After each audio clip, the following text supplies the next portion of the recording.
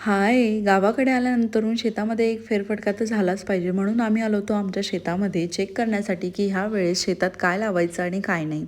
त्याचबरोबर शेतामध्ये जे काका राहतात त्यांच्या ह्या सगळ्या म्हशी, त्याचबरोबर त्यांचं हे छोटंसं घर आणि ह्या साईडला त्यांनी टरबूजाची शेती केली आहे. त्याचबरोबर दीपक आणि माझे पप्पा यांचं डिस्कशन चालू होतं की यावेळेस शेतात लावायचं तरी काय, तर केळी आणि मका याच्यावरून त्यांचं डिस्कशन चाललं होतं की केळी लावायची की मका लावायचा असं म्हणून. मग काय त्याच्यानंतर मी थोडी पुढे आले तर इथे छानपैकी मला तुरीच्या शेंगा दिसल्या. ह्यावेळेस शेतामध्ये तूरही खूप छान झाली होती आणि तुरीची कापणीही झाली होती.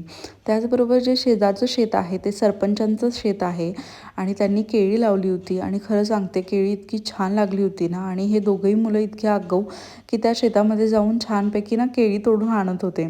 मागच्या वर्षी जेव्हा त्यांनी केळी लावली होती तेव्हा त्याच्यामध्ये रोग पडला होता असं त्यांनी सांगितलं, पण ह्यावेळेस त्यांना केळी छान आली आहे असंही ते सांगत होते. हे जे शेत आहे ह्या गावचे जे सरपंच आहे त्यांचं हे शेत आहे आणि खरंच सांगते खूप छान असं मस्त हिरवगार असं शेत दिसत होतं. त्याचबरोबर तुरीची काटणी झाली होती म्हणून त्याच्या काड्या तिथे ठेवल्या होत्या आणि आम्ही थोडं पुढे आलो तर इथे बोरांचं झाड होतं आणि दर्श आणि यक्षला दोघांनाही माहिती नव्हतं की बोरांच्या झाडांना काठी असतात. तो गेला तिथे तोडायला आणि त्याला काटाही लागला. नंतर मग काय छानपैकी बोरं खाल्ली आणि मग घरी निघालो. चला भेटूया नेक्स्ट व्हिडिओमध्ये. थँक्यू.